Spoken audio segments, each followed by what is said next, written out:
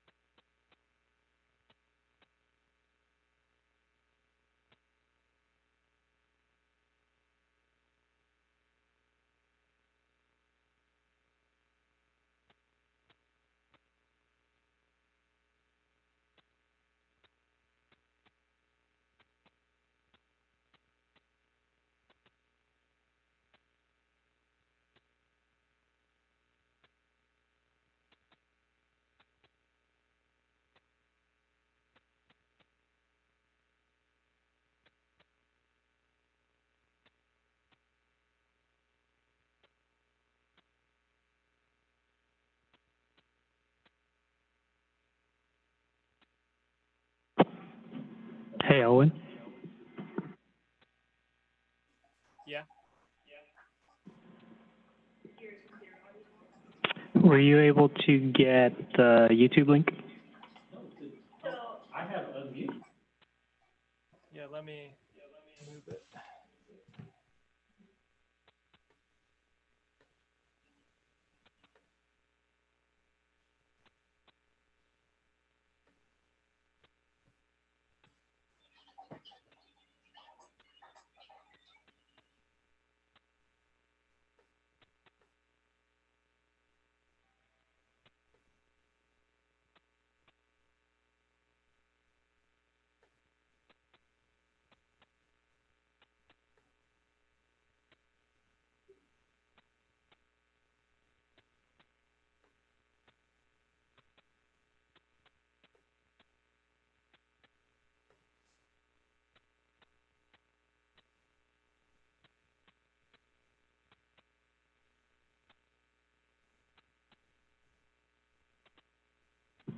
Got it. Thank you.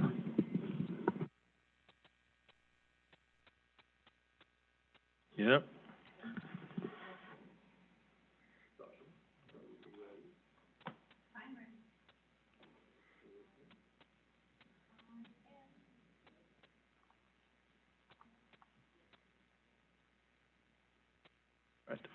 All right, good afternoon, everybody.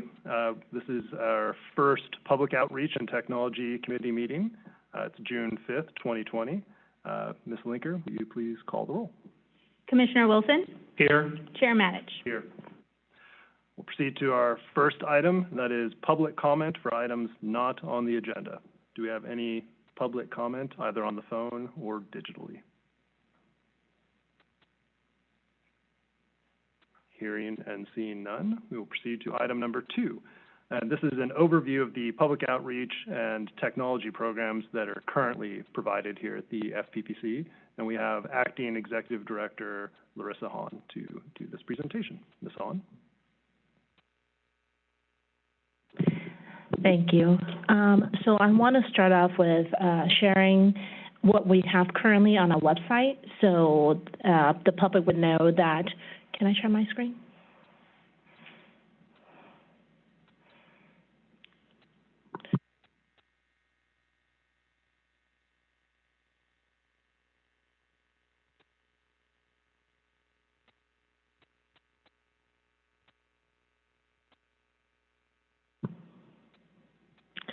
Okay, so I want to start off with demonstrating what we have currently on our website as far as outreach program that's available. So I'm going to share my screen with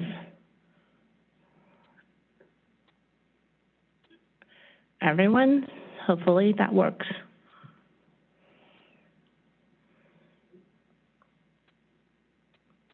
Did I share it?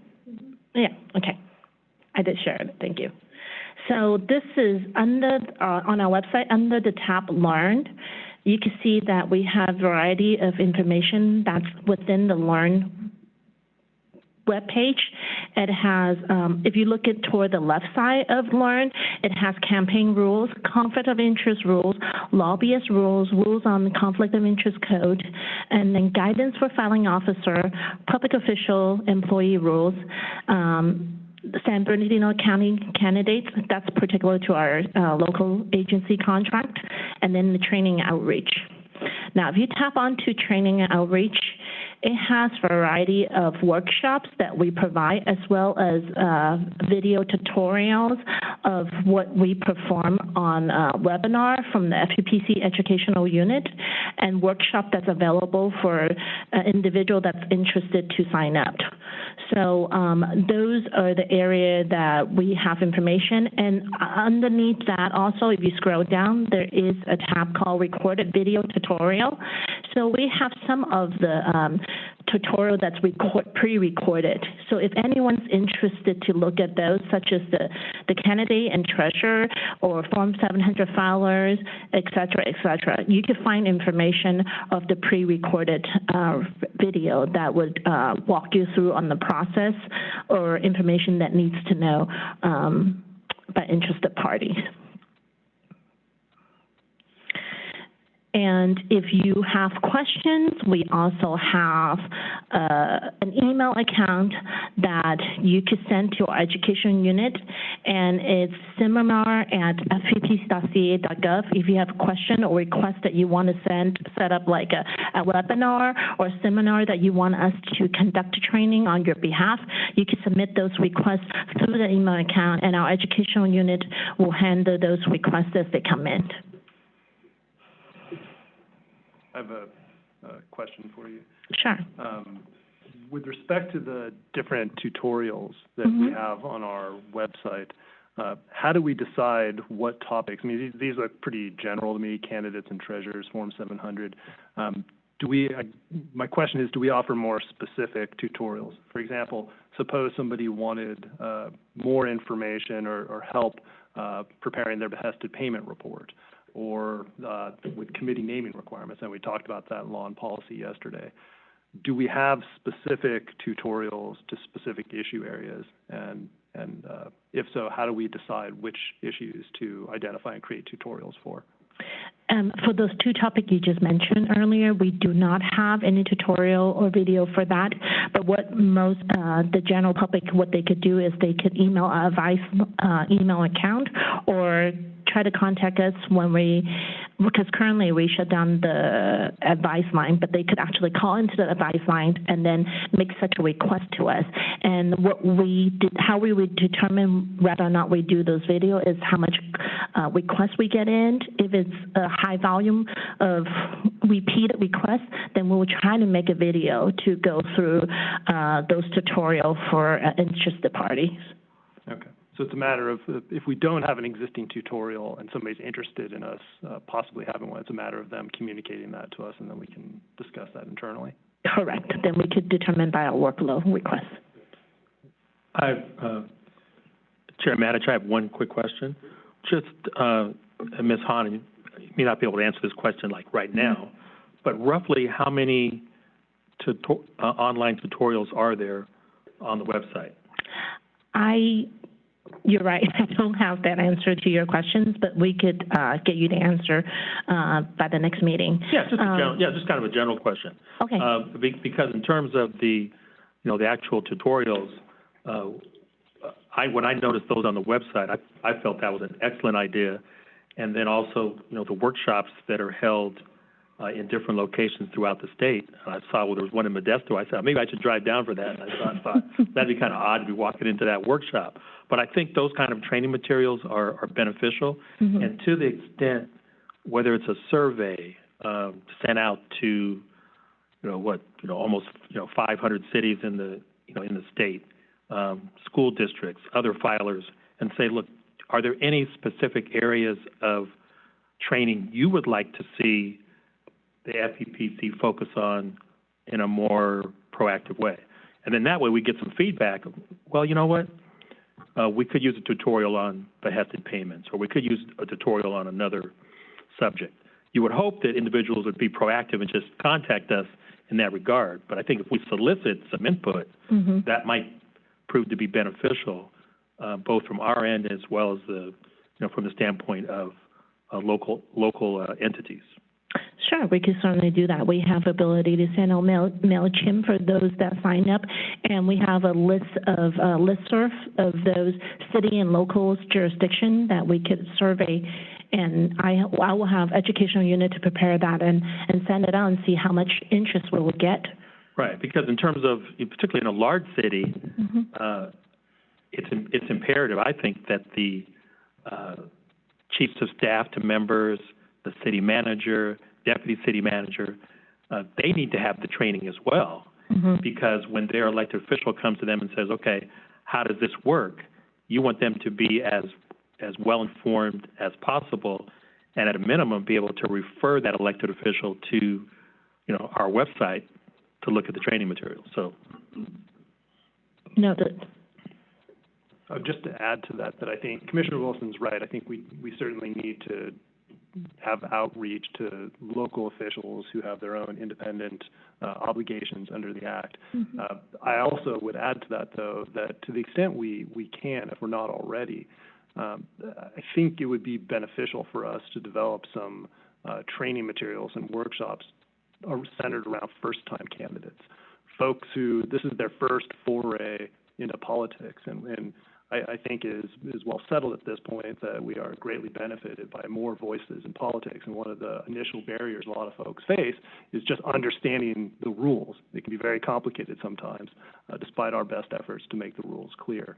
So if there are ways that we can reach out to constituents and other groups who have first-time candidates, and if we can provide assistance to them in complying with the rules, I think that's something that we also ought to focus on, separate and apart from folks who are already elected and holding office and have obligations.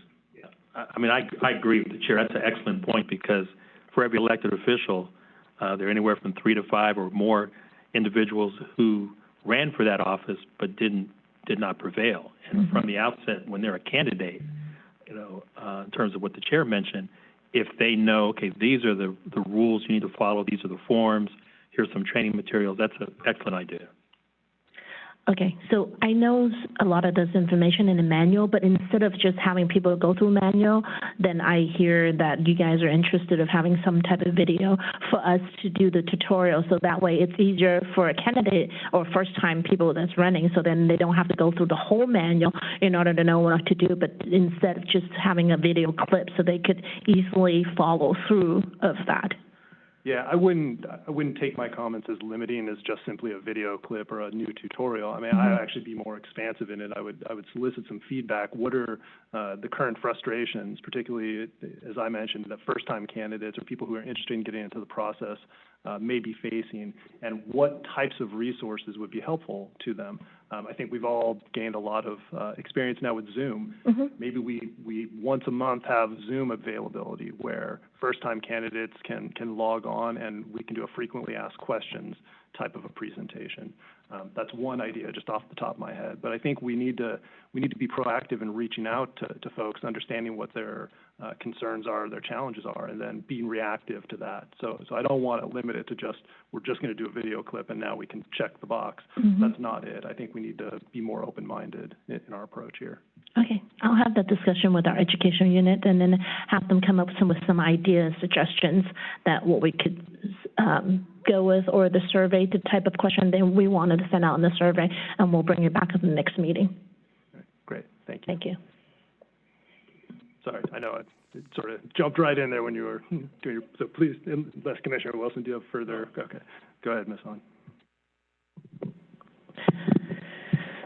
I think that's it for what we have, and then so the next thing I want to talk about is, like, there is also information besides the Learn tab. There is information on the law if anyone's interested to figure out what the PRA is. There is enforcement tab that has a lot of information, and it's good information for people to learn about an enforcement program or the division itself and what we do. And then as well as the advice, like if people are looking to get advice from our legal divisions, we offer a lot of advice in different ways. So they could go into the tab of advice and figure out what is it that they're looking for and what type of advice are they looking. We have fact sheets on our website. We have guides. We have manuals. And then there's also, of course, the tab of training and outreach opportunities, which brings them back to the workshop tab on the Learn. So there's a lot of information. I understand our website is full of information. It's just a matter of tapping and then logging through and understanding what our website could do and what it provides. We try to make it as simple as possible, but it might not be as user-friendly as we think it is. So we would love to hear from the public what other things and what works and what doesn't work. So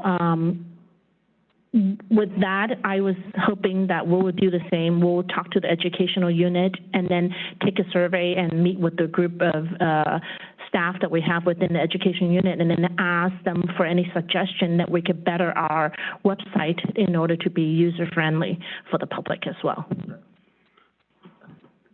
Chair Manich, please. Yeah, I just want to say that the website is very detailed, but you got to read through the information. Okay, and that's critical. And I've spent a few hours on it, and I found it to be very informative. I don't know if this is a good idea. It's maybe something worth considering, is that maybe we have a listing or a link that says most popular links on the site. So based on the traffic that you're receiving on the site, you might see that, most of the elected officials, candidates, when they go to the site, a lot of them go to the site that's linked to advice letters, or whatever the case may be.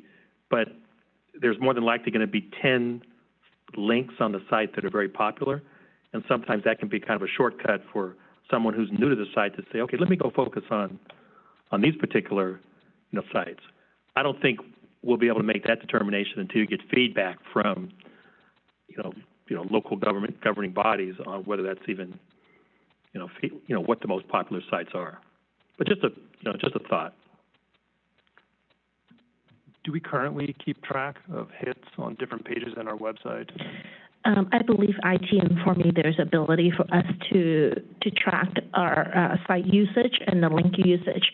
So maybe we could start maybe we could start right there from the IT data that they provide to us, and we could see which is the most hit link, the page or the link that the public usually come in and use, and we could go from there. That's great. Yeah, but I think that ultimately, as you brainstorm this amongst your staff, or your team, you'll be able to then assess whether this is even something worth pursuing.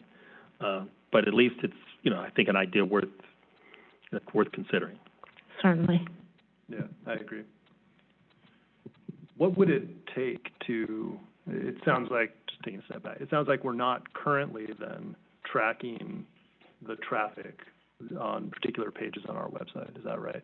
There's data actually available for IT, but we haven't looked into the data thoroughly. But if you want us to take time to look at the data, we actually could look at the data on the traffic of the website. I'm just curious because I don't want you to necessarily spend like 100 hours doing it, right? So, I mean, Is it a matter of printing out a report that's already available and reviewing that and maybe providing it to Commissioner Wilson and I? I'm sure there's ability, and I think Larry's on the phone. Larry, are you there?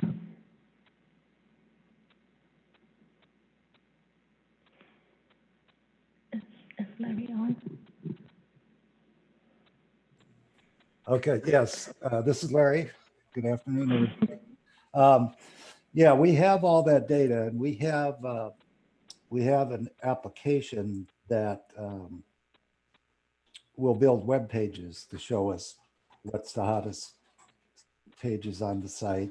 Lots of things like who the visitors are. It's and it's fairly easy to navigate through since it's a website. It's basically a set of web pages.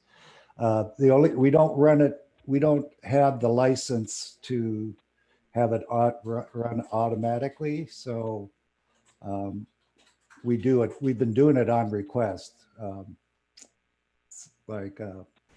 Phil used to ask us for that information and we give it to him. So we do have that. If we upgraded our license, we could just have it automated, run every week or day or whatever makes sense.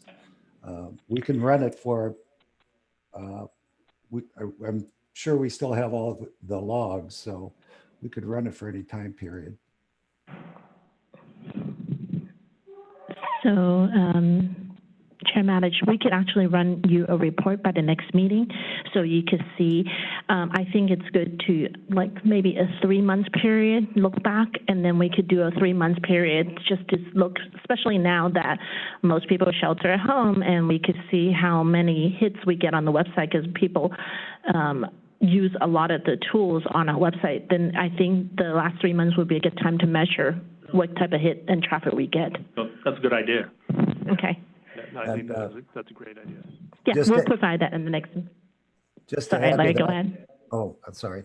Just to add to that, what Daniel is going to be doing the demonstration of the enforcement portal, and he may be able to show you some of what the actual reports look like for at the same time.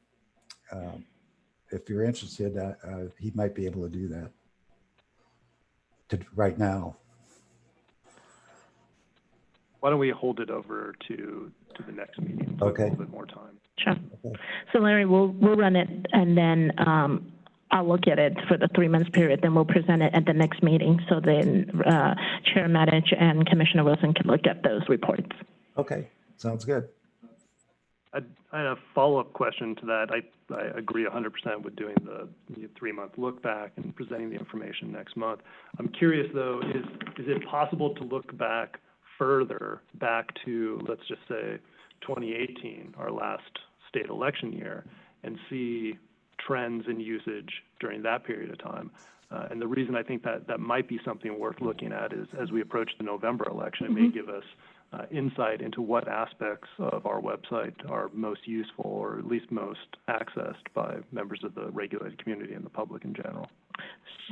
Yeah, certainly. So I will try and work with IT to come up with 2 reports. One report is for the 3 months behavior, the prior 3 months behavior, and one would be for the calendar year 2018, and see if we could compare those 2 reports and see if we could learn anything from that report. Great. I'm not one who intentionally tries to create more work, so let me just preface my remarks by saying that. Kind of expanding on the chair's idea of looking at 2018, is that a difficult analysis to do? Because there might be some benefit of also looking at 2016, which was a comparable, election to 2020. If it requires too much work, then, I'm not suggesting it. But if you look at 2018 and 2016, you can see if there are any trends that, that impact that data. I will work with IT and see how far back we could get to. I can't make a promise we'll still have 2016 data, but we'll check, see how far back we could get our data back to, and then that way we could do a full data set, whatever data is available for going back. Okay. Great, thank you. I think we interrupted you again, Ms. Hahn. Well, I expected this to be discussion, so there's no interruption.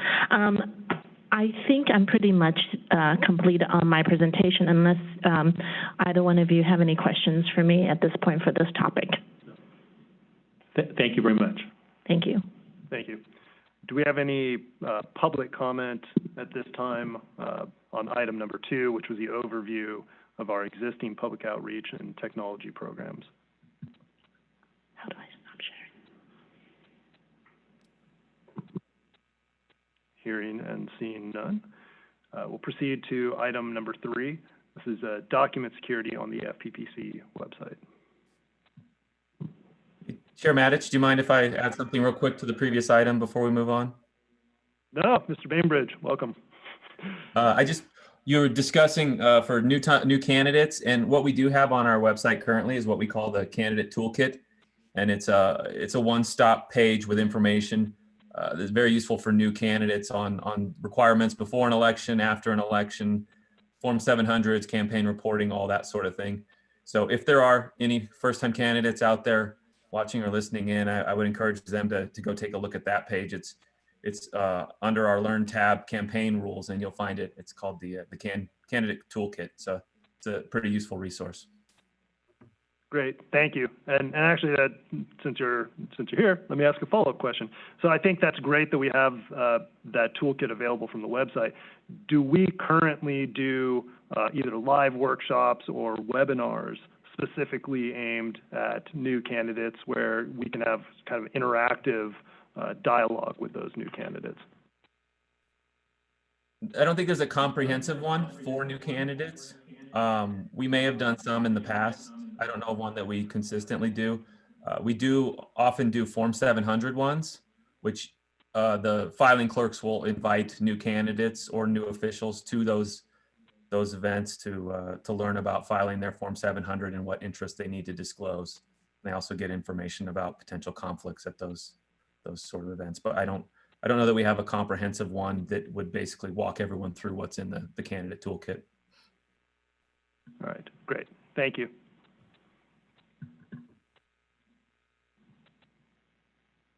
All right. On to item number 4. Ms. Hahn. Okay, I believe this is the discussion we had with Commissioner Wilson a while ago about document security on our website. So Larry have done some research on the type of documents we have. So I'm going to start off on this conversation, and Larry would take the way of presenting some data to you. So because this is more of a discussion for the next steps. So Larry prepared the data to identify what we have on our current website, the type of documents that we have, and then he also went into what does it take if we wanted to do password protections or any of the available ideas that we have to make our document more secure. So Larry, are you ready? Yes, thank you, Larissa. Yes, so we did an analysis of the documents just to get started because even we didn't really know what's out there. So what we found, let me share my screen here.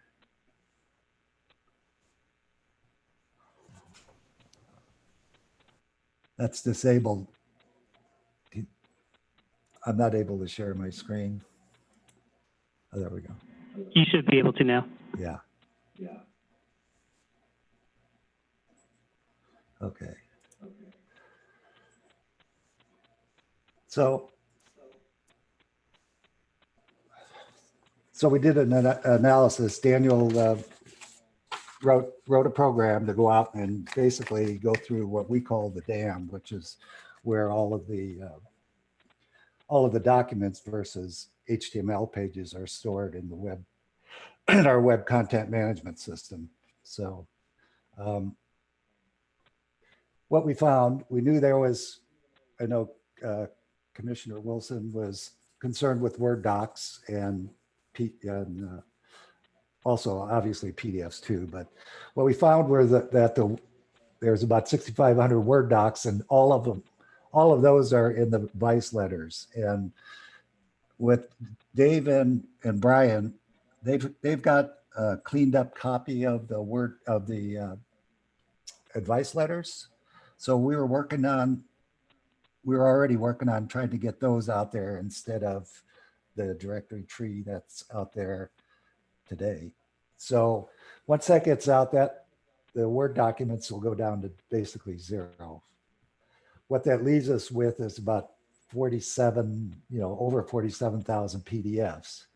So that's overall numbers, and that's good to know, but it's not that informative. So we went another level down, and here's a count of what we found out there. So the reason we did this part is because maybe not all of these documents need to be secured and made so they can't be modified. So maybe it's just certain classes of documents that need to be done. We're not the ones who would decide, what's what. But anyway, this is a listing. The numbers they're not right on, they're real close. So that's what's out there today. Like the advice letters is big. Form 700 is almost half of what the documents that are out there. So I don't know if we have to do Form 700s, that's a big job. But if that's what it takes, then we would obviously do that. So go ahead. Well, I have a quick question. Larry, first of all, thanks for this informative information. I know it took a lot of work to get to that point. Let me just back up. To change, for example, a Word document to a PDF or to secure a document, does it have to be done document by document, or can it be done as a batch? Well, I've been looking around. I've looked around for a batch one. I haven't found anything that will secure, basically make a document so it can't be edited. I haven't found anything that can be done as a batch. So I think they would have to be at this point, they would have to be done, one at a time. Yeah. If we Yeah, I decided mean, I to don't know go how- ahead with, oh, sorry, go ahead. No, go ahead. Oh, I was going to say, if we decided to do all of these, then we'd definitely spend a lot more time trying to find something, see if there's anything out there. But some of the things that constrain us, we might find something, but it's a company in Germany, and then we can't buy that software. So we're constrained by some of those kind of things too. Yeah, I mean, I raised the issue. I mean, obviously, we shouldn't do anything that's not going to be practical from a staff resource, standpoint. I would argue that at a minimum, moving forward, as new documents are added to the website, that we definitely have that added level of security. And I would, defer to Ms. Hahn and Mr. Crabtree, and of course the chair, on what makes the most sense. I mean, I raised the issue, but I definitely appreciate the amount of work that it takes to look for a needle in a haystack and then fix that problem.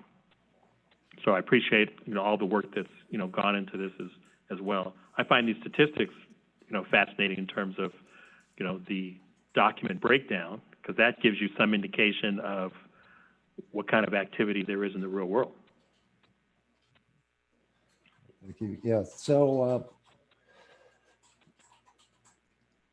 like I said earlier, the advice letters are going to be redone here real soon. So I'm just trying to do some batch work to make them ADA compliant. And then after that, then we should be able to, they should be able to be replace what's out there today. And maybe that might be the first time we would apply some type of security. So Larry, let me interject here. So it sounds like we do have Word document that's on our current website. So the first step is staff have already started the project of converting all the Word doc into PDF form at this point, correct? Yes. Okay. The legal division, they have a clean directory structure now that's all PDFs. There's no Word documents in it anymore, because they recognize that it was initially put out there when we first came up with the new website and started, and if you remember those days, it was get whatever you can of, so but they have realized that they came to me and wanted to do get that cleaned up. So okay. So I think Commissioner Wilson, to answer your question a while ago, it was that, so there is Word doc, and our effort is to at least convert the Word doc into PDF, and I think we're on the road of doing that, and that should be completed shortly. So there should not be any more Word documents on our website going forward. Right, and I think just from a visual standpoint, that will be a very positive step. Because, to be honest, what prompted me to start digging more into the website is when I stumbled on a Word document. I said, "Oh, it's a Word document here. Let me start playing around with the website." And that's what, like I said, kind of moved me in that direction to look into more detail. So I commend the entire team on addressing that that issue. So thank you. Thank you. So Larry, I'm going to can we jump to the next one? So now that we see the statistics, I think you have the next slide is the certificate of what steps it has to take, right? Right. Well, the steps that we would take, advice letters are a little different because we're actually replacing them, but the others, we'd have to download the files from our AEM, which is our content management system. It's called Adobe Experience Manager. And our website has what they call a content management system, which holds all the documents. then we just apply whatever security settings we need to do, and then they would have to be put back up. And if files go back into the same exact spot they were, that's fine. If there's new files or they don't go into the exact same location in the directory tree, then we have to do what they call tag the files. And the tag the files is like, for example, every file has a tag that says what kind of document it is, what year, things like that. So for a document created in 2018, you'd add the year tag and you put 2018 in it. And that's what all of the searches in the content management system use to find documents, is they look up the tags. So may not have to do that in most cases, because as long as files get put back where they came from, that wouldn't necessarily be an issue. And then just overall, then after you get them all up there, you have to publish them. And then once they're published, of course, you want to test and make sure that what we have done as far as tagging, or that the searches are still working correctly and that kind of thing. I have a question to ask at this point. I'm prepared to show kind of a solution on how we would secure the documents, but since this is a public forum, normally IT guys don't do that in a public forum, talk about the security they may supply or apply. But I could do that, or I could go on to the estimates that I've done. I've done some estimation for this. So I'll leave it up to the commission how you want to proceed. Well, Larry, so you sort of anticipated the question I just written down, which is, do we currently have the ability to lock down the PDF documents on our website to prevent people from changing them or adulterating them in some way? So based on what you just said, is it fair to say the answer is yes? Yes. We do have that ability? Yes. And, of course, the internet's the Wild West, right? So once a document leaves our server, I mean, we can keep that document safe. But if somebody wants to, for ADA compliance, they have to be readable by screen readers, which means the text has to be there. And people can, a lot of time, they can just do a copy and paste the text into a different Word document or something like that. So, but they can't tamper with our document. So, I mean, I think Commissioner Wilson's analogy was, we know that, we know that all of those things can happen, but we just want to keep it so high school kids can't do it, if you know what I mean. So that's not an exact quote, but it's close enough. Yeah, okay. It was pretty close though, right? So, so do you want to, Hold on. So my question was, do we have the ability? And you have answered, yes, we have the ability right now. How much is that going to, can you give us an estimate if we wanted to do that for all the documents we currently have, which I think is a grand total around 53,000 when you take the 6 or so thousand that you're converting from Word to PDF and you add them to the 47,000. What would be a rough estimate to secure all of those documents? Okay, so we'll go there. Whoops. So here's some estimation that I did. The approach I took is I've used these kind of values before in like I'd say that a person working full time would only be maximum of 6 hours of productive work in a day, as far as this type of work. And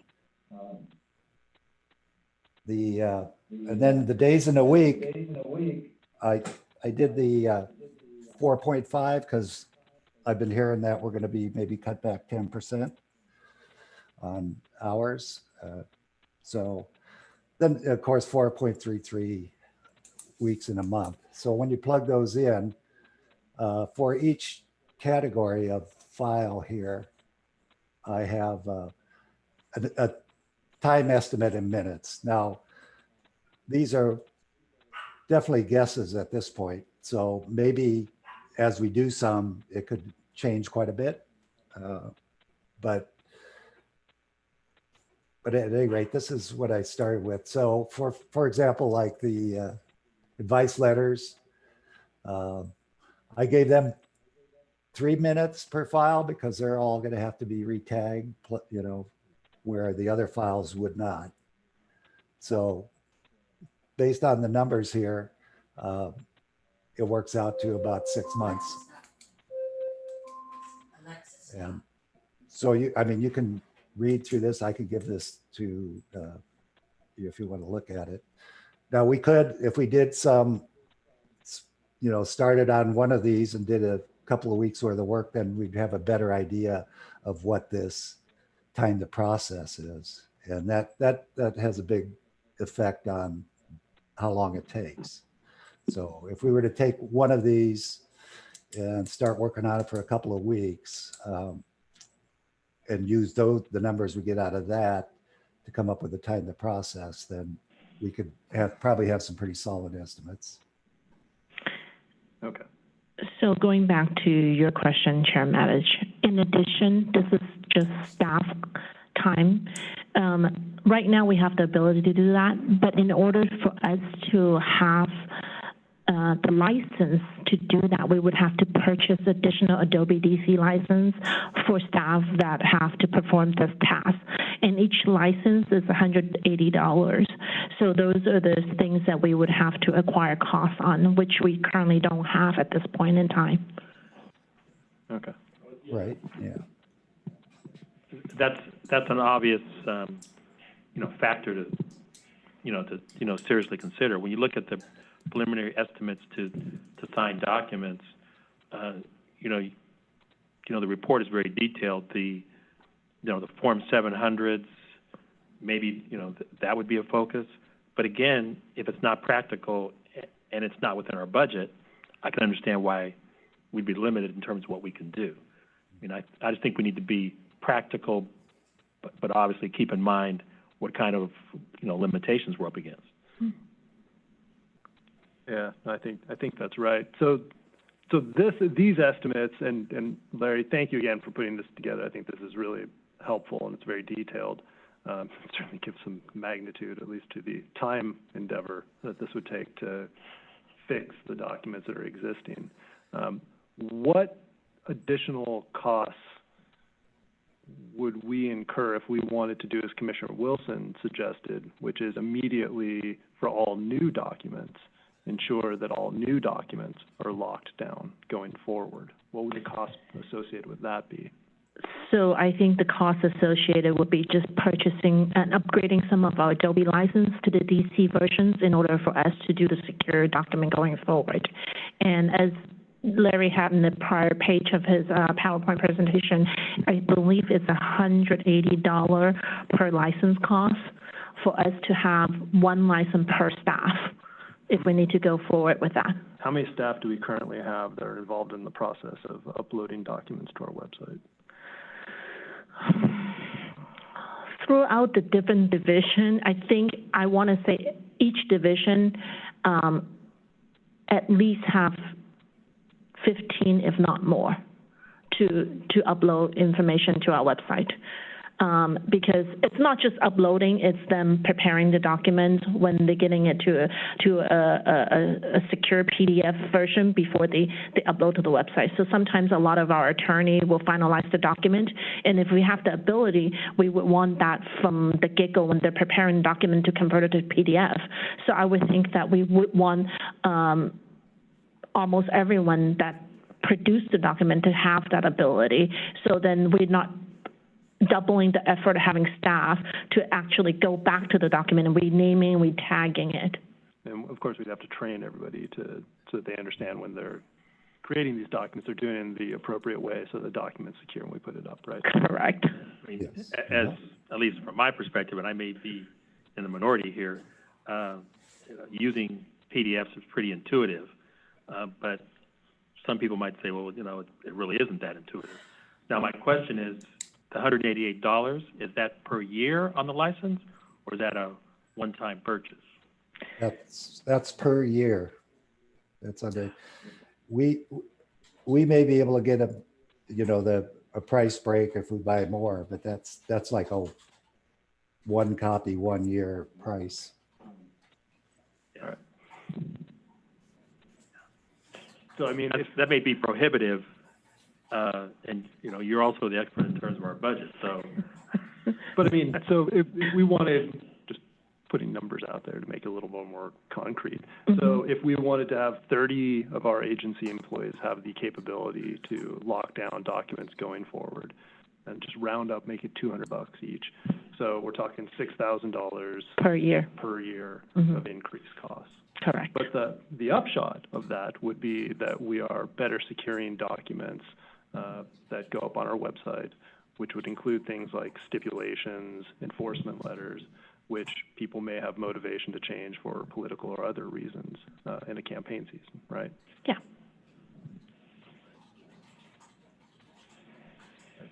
Well, I don't know, Commissioner Wilson, anything else on this? No, I mean, I agree with, the chair's observation and Ms. Hahn and Mr. Crabtree's information they provided in these reports. I mean, I don't think we're prepared to make a decision today, but I think there can be a strong case made moving forward, on a date that we determine, whether it's July 1st, August 1st, whatever that date is, if not sooner, that we secure the documents. Because we can down the road say, when this issue was brought to our attention at the commission and at the, staff level, we made sure that documents moving forward were secured. Jessica, just to get down the weeds a little bit about it. So suppose the documents we were most concerned about and we want to prioritize in terms of locking them down going forward were in enforcement stipulations and enforcement letters. If we just focused on those particular items, does that limit the universe of employees who would need to upgrade their Adobe license in order to accomplish that? It just seems to me that would mostly be our enforcement team, which is less than 30. Chair Mattis, you're correct on that, because the division themselves usually prepare the document to be uploaded. So whichever topic or the category you guys decided to do that, then that would be the division that would require the licensing on those. So we could take a phased-in approach where we identify a first-tier priority for locking down the documents, and then over time, budget constraints being what they are, we could expand that going forward. Is that an option? I believe that would be a good option to go forward with if that's what you guys decide. And then in addition, we would have to train those staff. So it's, like you said earlier, not like Commissioner Wilson said, it's not everyone that know how. I mean, most people are very good with using PDF, but because you're putting the extra layer of telling them the process they have to go through, so there would take some time of training and getting used to the process and ensure that there's a period of time for trial and error for us to do that. Yeah, I'm not sure who else is on the call. I see Mr. Bainbridge is on the call. And I know he has experience in enforcement and also on the legal side. This is a general question, and Ms. Hahn, you might want to respond to this as well. Mm-hmm. What when you look at this list of preliminary estimates to sign documents, I think the chair is right on point in terms of enforcement letters. But what other categories would perhaps fall in that category of those documents that somebody might have the motivation to edit because they didn't like the actual, findings or advice that they were given?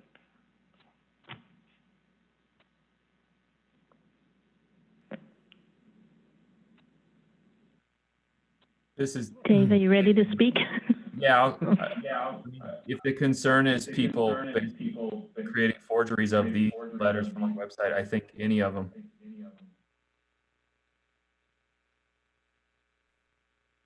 Okay, that's an argument. I mean, that's an observation that takes us back to the whole list. but I mean, you're probably right. But I would say that the enforcement letters, at a minimum, it would be a focus. I don't know that someone's going to necessarily have the motivation to change an opinion, if you will. But stipulations, I'm assuming there's usually some controversy there, right? So, I mean, stipulations, at least from where I sit, seem to fall in the same category as enforcement letters. And, I think we've come to the realization that doing the entire list and doing it to cover every single document on the site may not be practical. But as we move forward, I would agree with the chair that the enforcement letters should be, a priority. Right. All right. I think unless Commissioner Wilson, you think differently, I think this has been really helpful information for us to receive today. I think perhaps the next step would be for us to talk about the information on this item that we heard today with our fellow commissioners later in the month.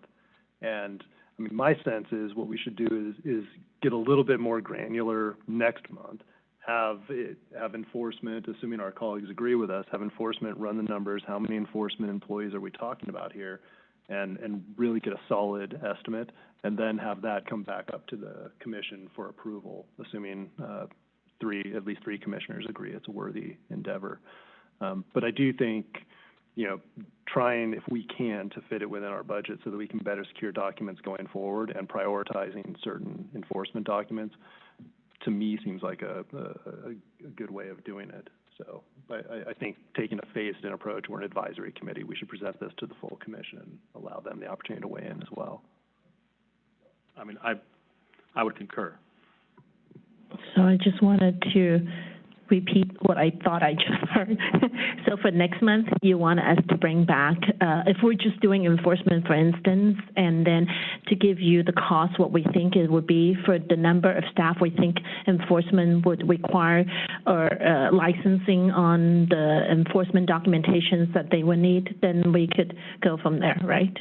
Correct. That's what I would like Commissioner Wilson and I to discuss with our fellow commissioners at the June meeting, and assuming none of them have an objection to it, then yes, you and your staff would put together that information for us for our next. And I would just like to add that to the extent it's feasible, and it's a smaller universe of documents, to also add stipulations to that as well, if it makes sense, but not on the same level as enforcement letters, but as a secondary focus.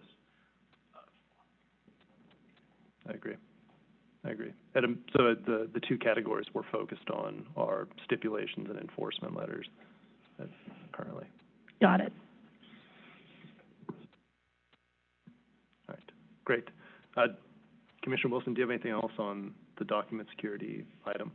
No, I just want to thank the entire team for putting this information together. If you had told me there were almost 50,000 documents, maybe I wouldn't have asked as many questions because I had no idea the universe was that big, but thank you.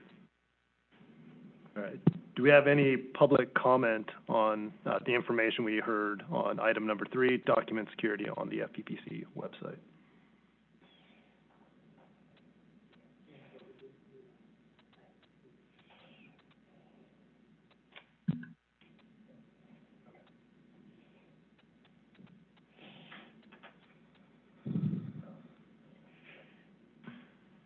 All right. Before we move on to item 4, I want to thank Ms. Peth. I just saw that Erin Peth, former executive director and currently counsel for Senate Ethics, provided a comment on item number 2. So thank you, Ms. Peth.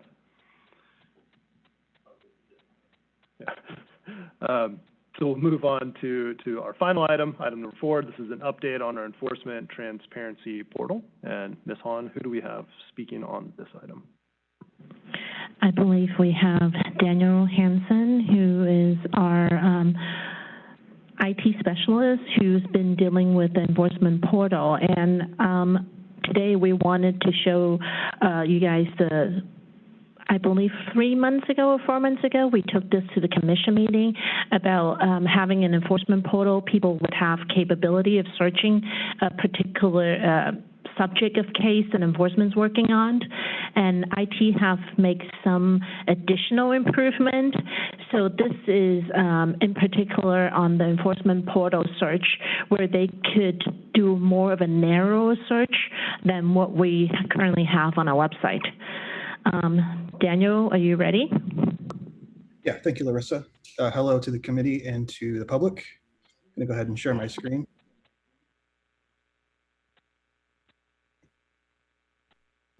So what we're looking at is an internal only webpage with our search. So I'll kind of give a brief overview of our capabilities that we have currently, and then I'll show you what we're going to be wanting to solicit input on from the public and the committee. So we'll start here. Oh, and feel free to slow me down at any time if I'm going too fast. So we'll start with the case number. I'm just going to put in 2020.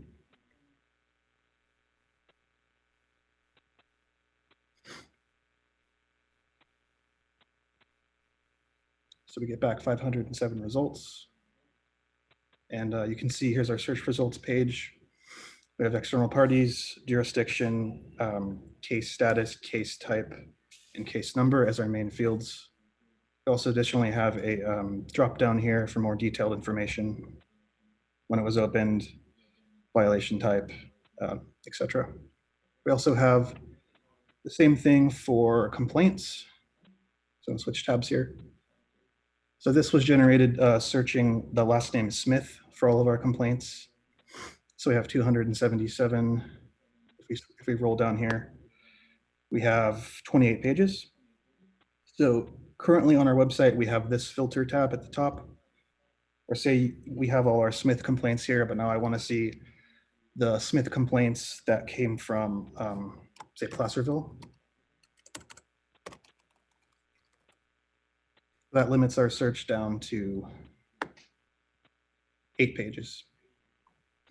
So the advanced search is kind of a play on that. We're calling it the advanced filter. So if you click here, we can see the pane here of the different types of searches we can do in conjunction. So let's say we want all the 2020 cases that were generated from a sworn complaint and that are in the jurisdiction of Sacramento County. Then we'd close this. And now we go back to our main page and we can see we're down to just 4 results on the page.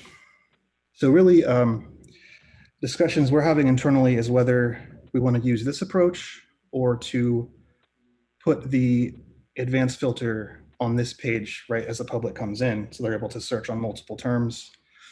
The first kind of design we had in mind was making this more minimalistic, so somebody could put in, you know, like I did before, 2020.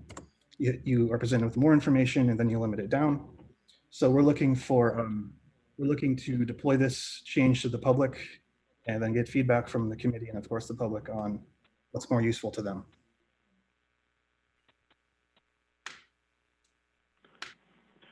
Thank you, Mr. Hansen. I had a question for you. So just to be clear, the refinements that you and your team are working on, those are directed at the search capabilities of the existing portal. This would not expand the pool of documents or matters that would be subject to disclosure under the portal, correct? Right, just further refinement of what we already have available in the search. All right, great, thank you. Along those lines, I do have a question.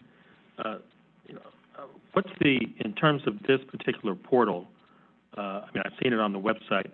When was this first developed and added to the site?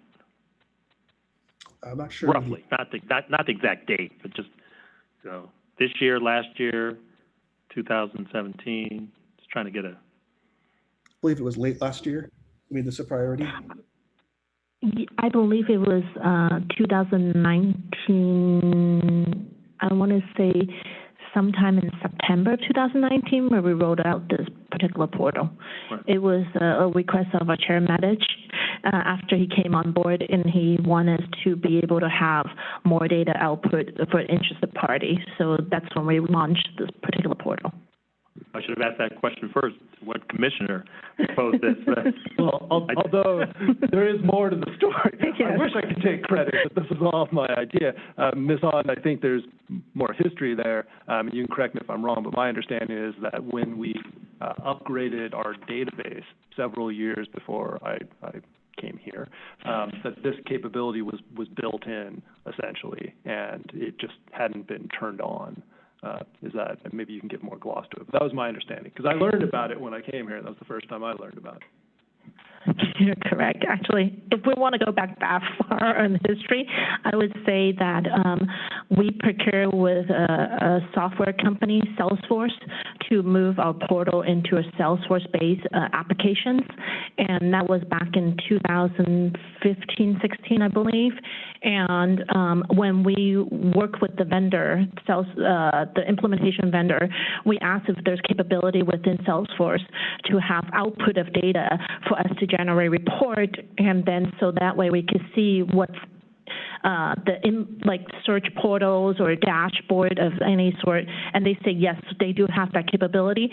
So at that time, we built it into part of our work analysis to include that search capability within the Salesforce. But then when Chair Matich started in May is when we told him, yes, there is such capability, and then Chair Matich instruct the staff knows, well, why don't we put those on our website to be more transparent since we already bought the capability? Right. So, go ahead. No, I mean, the intent of transparency is something that makes total sense. But when you look at the search capability for this portal, if it's someone who's just committed to good government, I don't have any concerns. But it's also something that in lieu of a better term, political operative could use in a nefarious way to say, okay, let me use these search functions to compile, certain data and then do an analysis of it and then use it for a political purpose in a campaign. I mean, it's that cut and dry. So I do have some, concerns in that regard as it relates to the portal. I don't have a solution on how that should be addressed, but I do think before we take any further action, we need to release as a commission and at the staff level too, internally discuss what that all means. Yeah, I think that's a good point. I do know that a couple things, I guess I would say. The first point is the information contained in the enforcement portal is all information that is subject to public disclosure. And to the extent that somebody with a nefarious purpose wanted to access this information, if it wasn't for the portal, they could simply contact Mr. Waringa and get the information from him.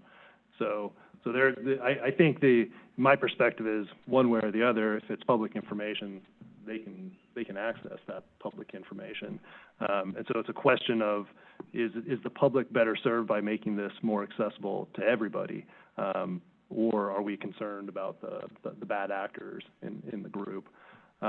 Secondly, I think we did demo this, I want to say 2 or 3 months before we rolled it out, solicited public comment and feedback during that period of time.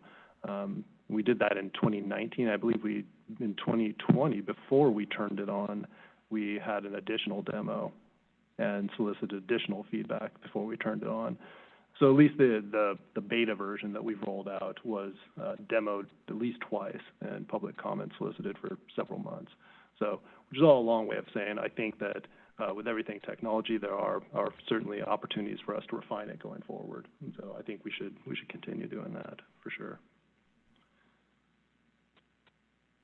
Did you have anything else, Ms. Hahn, that you wanted to draw our attention to? No, I think that's all our presentation for today, and we just want to demo to you guys what other refinement that we've done to the portal, and we're still working on refining it, but we have not released this publicly. It's more of an internal product at this point, and so we want to demonstrate it to you guys today, and in order for us to move on to the next steps, if there's a next steps that we would like to see.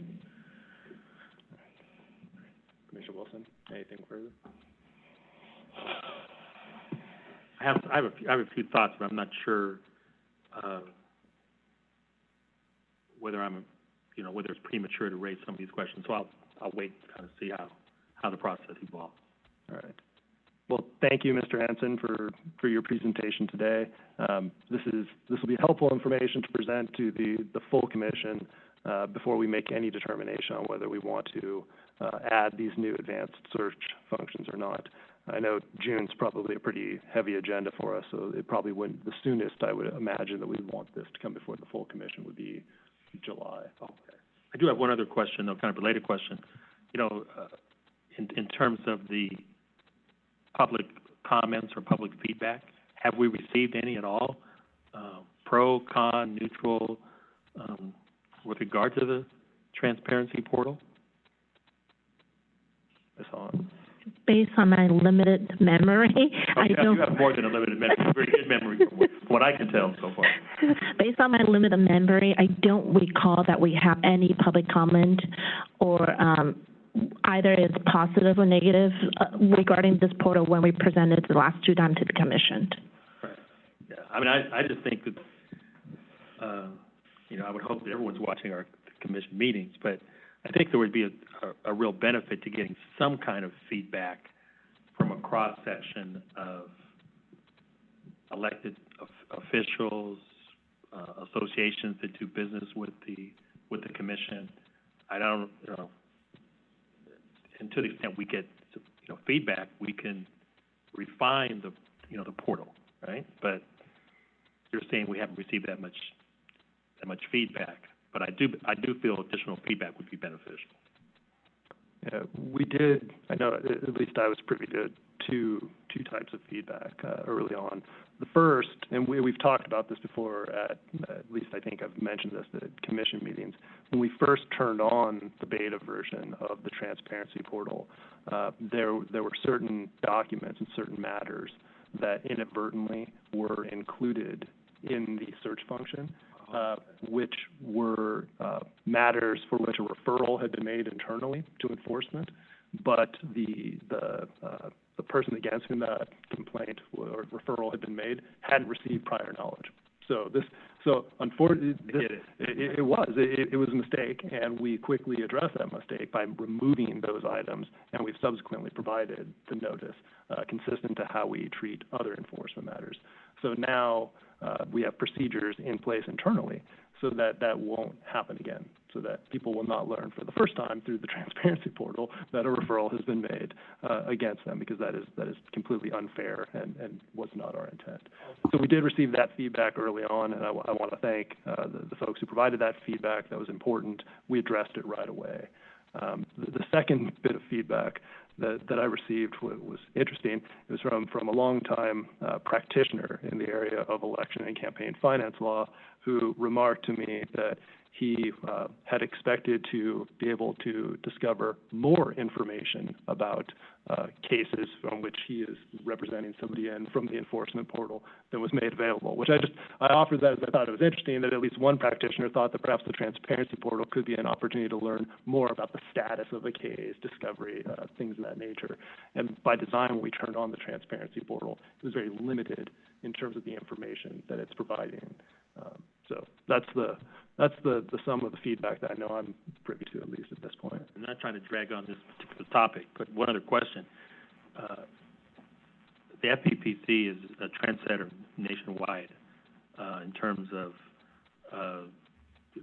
the business of campaign finance and election law. Do we know if any other states or governing bodies have anything along these lines in terms of transparency portal? Yeah, I am unaware of any other state or local jurisdiction that have anything similar to our transparency portal. okay. I'm just curious. All right, thank you. Do we have any public comment at this point on item number 4, update on the enforcement transparency portal?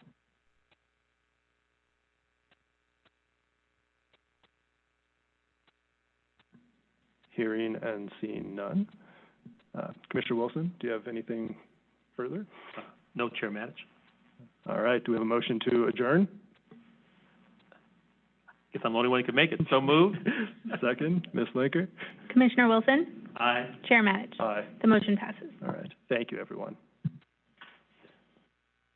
Thank you.